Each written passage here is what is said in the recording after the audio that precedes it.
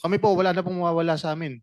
Naka-all out na po kami. Inaamin po namin yung ginawa namin, yung kasalanan po namin. At kung ano po yung kailangan namin ibalik, willing po kami.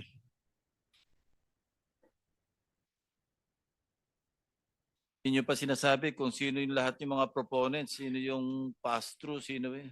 Kulang pa yung inyong salaysay eh. Your Honor, sabi ko nga po, wala pa lang po akong hawak na matibay na ebidensya para makapagturo po. Ayoko pong magturo ng dahil gusto ko lang. So, piles of cash, naka-party-party na, wala ka man lang malay. Isa Your- lang yung sinabi mo o may pinagtatakpang ka ba o ano? Wala pong pagtatakpan, Your Honor. Bali sa, dun po kasi sa pile of cash na Yeah, okay. Si magkakaiwalay. Engineer Alcantara, hindi mo na rin maitatatwa, maitatanggi kasi nasa harapan mo yung piles of cash. More or less, alam mo rin kung paano yung, kasi ikaw ang district engineer eh. At ikaw rin tinuturo, nakausap kung sino-sinong tao. Kanino para sa proponent, kanino para kay, may mayor pa nga nababanggit eh.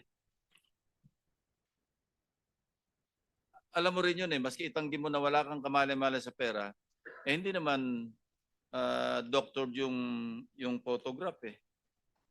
Inamin mo na rin, ikaw rin yung nasa harap ng katakot-takot na pera doon.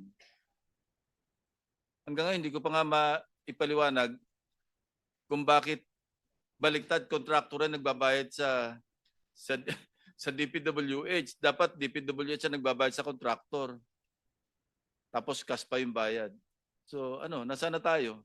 Yung bang disbursement lahat doon sa district, dapat nakapirma yung district engineer. Engineer Alcantara. Yes po. After the accountant has signed, I will sign po. Ako po yung pinakahuli, Your Honor. So therefore, lahat ng mga ginawa nito mga ito, napirmahan mo. Yes po, I admit, Your Honor. Kung sino yung mas mataas at kung kanino pa rin alokasyon yung pong limpak-limpak na salapi. Ma'am Sally, kayo po nag-deliver doon. Para kanino po ba talaga yun?